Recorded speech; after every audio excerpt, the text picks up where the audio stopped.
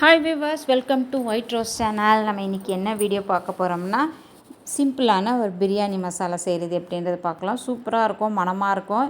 இதை வந்து ட்ரை பண்ணி பாருங்கள். இதுக்கு வந்து ஃபஸ்ட்டு பட்டை, லவங்கம், ஏலக்காய், பிரிஞ்சி இலை.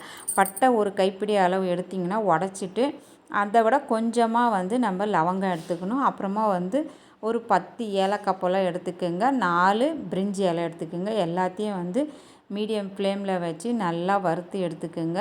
இதை வச்சுட்டு நம்ம எங்கேயும் போகக்கூடாது. பக்கத்துலேயே நின்று ஒரு 5 நிமிஷத்தில் சூடு ஏறிடும். சூடு ஏறினா போதும். சூடு ஏறின பிறகு நல்லா ஆற வச்சு இதை பொடி பண்ணி ஒரு கண்ணாடி பாட்டிலில் போட்டு வச்சுக்கோங்க.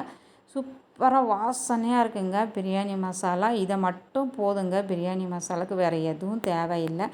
இதை போட்டாவே உங்கள் பிரியாணி சூப்பராக டேஸ்ட்டாக வரும். கண்டிப்பாக ட்ரை பண்ணி பாருங்கள். நான் இந்த மெத்தடில் தான் ஃபாலோ பண்ணி பல வருஷமாக செஞ்சிட்ருக்கேன். நீங்களும் ட்ரை பண்ணி பாருங்கள்.